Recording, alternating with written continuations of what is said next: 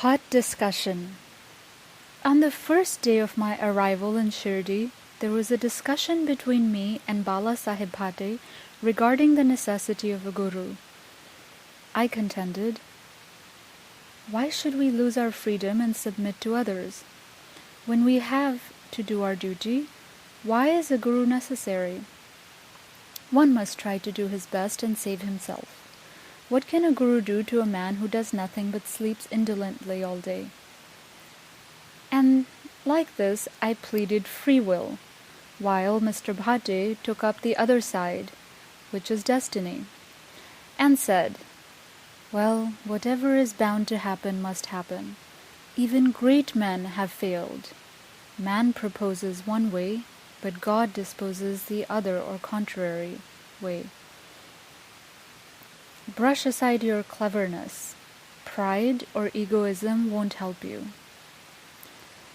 This discussion, with all of its pros and cons, went on for an hour or so.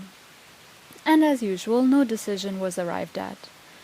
We had to stop the discussion ultimately, as we were both exhausted. The net result of this was that I lost my peace of mind and found that unless there is strong body consciousness and egoism, there would be no discussion. In other words, it's the egoism which breeds discussion. Then, when we went to the masjid with others, Baba asked Kaka Sahib Dikshit the following. What was going on in Satcharita? What was the discussion about?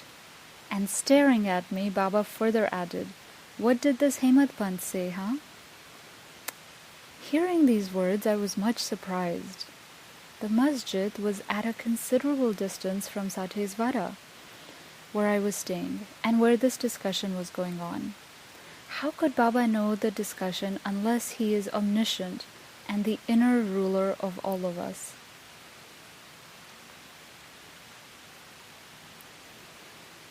The significant and prophetic title of Hemad Pant. I began to think why Sai Baba should call me by the name Hemad Pant. This word is a distorted form of Hemadri Pant. This Hemadri Pant was a well-known minister of the kings Mahadev and Ramdev of Devgiri of the Yadav dynasty. He was very learned, good-natured, and the author of good works such as Chaturvagra, Chintamani, which deals with spiritual subjects, and Raj Prashti. He invented and started new methods of accounts and was the originator of the Modi or Marathi shorthand script. But I was quite the opposite, an ignoramus, and of dull, mediocre intellect. So I could not understand why the title or name was conferred upon me. But thinking seriously upon it, I thought that the title was a dart to destroy my ego, so that I should always remain meek and humble. It was also perhaps a compliment paid to me for the cleverness in discussion.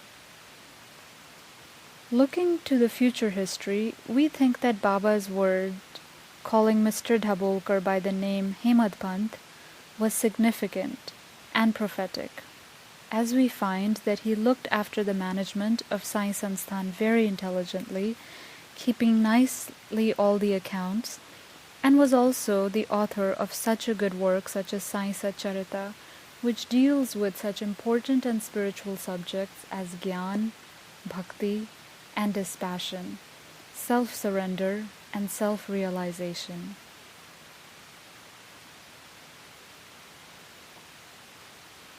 About the necessity of a guru.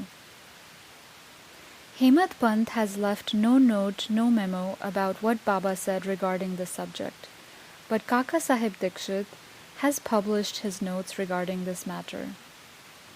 Next day, after Hemad Pant's meeting with Sai Baba, Kaka Sahib went to Baba and asked whether he should leave Shirdi.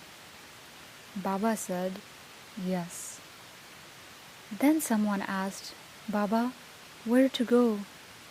And Baba said, high up. Then the man said, "How is the way, Baba?"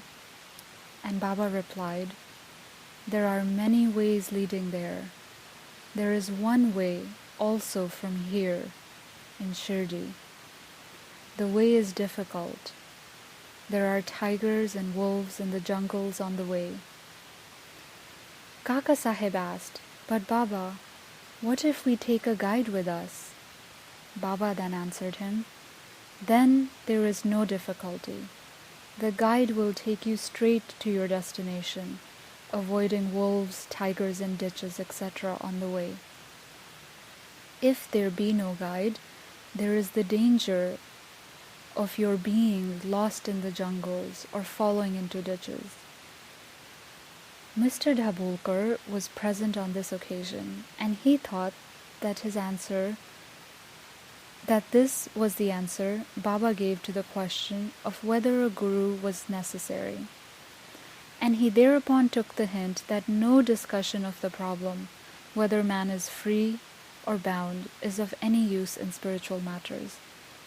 But on the contrary, real Paramarth is only possible as a result of the teachings of the Guru, as is illustrated in this chapter of the original work in the instances of great avatars like Ram, Krishna, who had to submit themselves to their gurus, Vashishta and Sandipani respectively, for getting self-realization, and that the only virtues necessary for spiritual progress are faith and patience, Shraddha and Saburi.